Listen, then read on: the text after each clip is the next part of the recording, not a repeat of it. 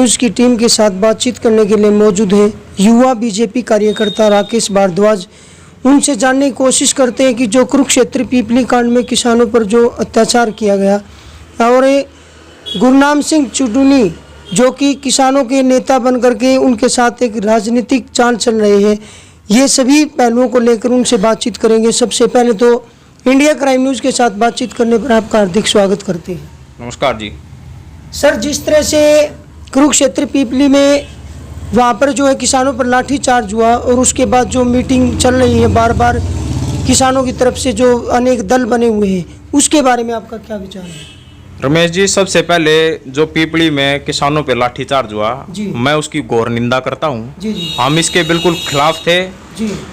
हर आदमी को अपनी बात रखने का हक है और किसान अपनी बात रख रहा था। लाठीचार्ज करना बेहद निंदनीय है। इसकी निष्पक्ष जांच होनी चाहिए जी।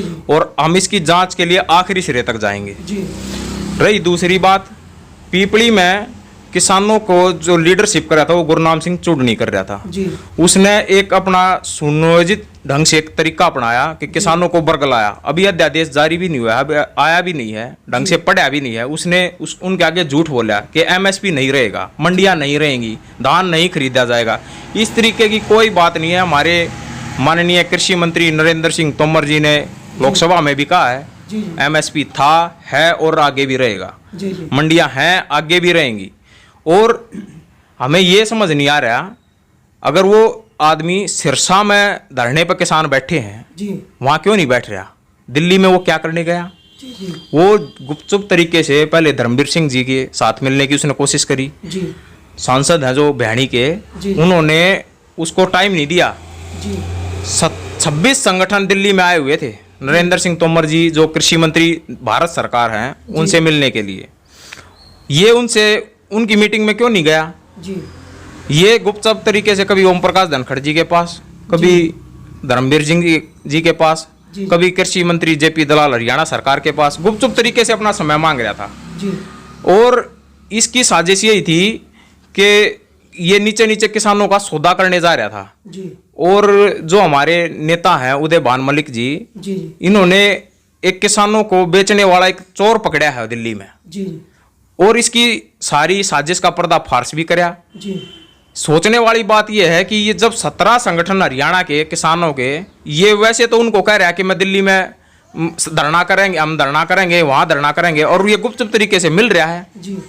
तो आप बताओ इसमें इसके साजिश के पीछे क्या राज है?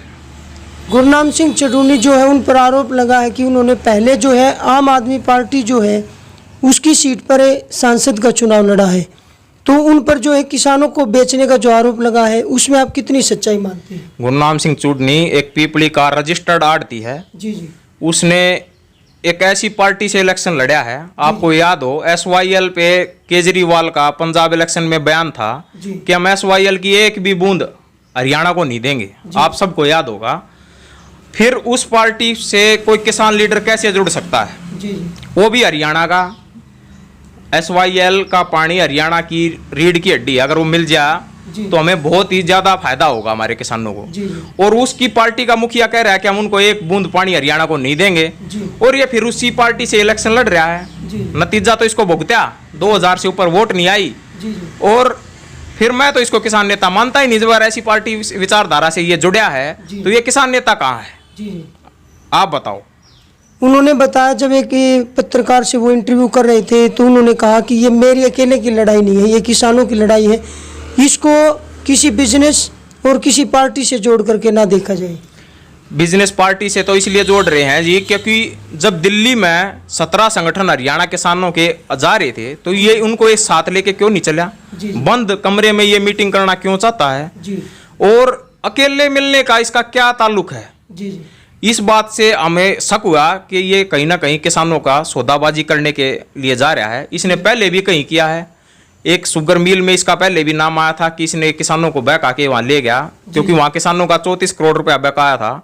इसने नीचे नीचे सेटिंग करके 6 लाख रुपए लेके अपने घर बैठ गया था जी। एक दो जगह और भी इसका नाम आया है कि इसने रिश्वत लेके और ये अपने पीछे हट जाता, किसानों को आगे कर देता है।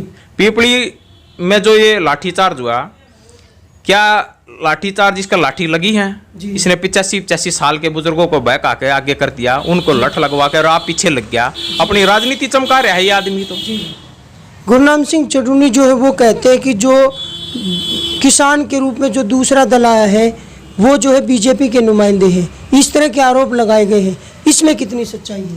हर आदमी किसी ना किसी पार्टी को वोट डालता है, हर आदमी किसी ना किसी पार्टी से जुड़ रहा है।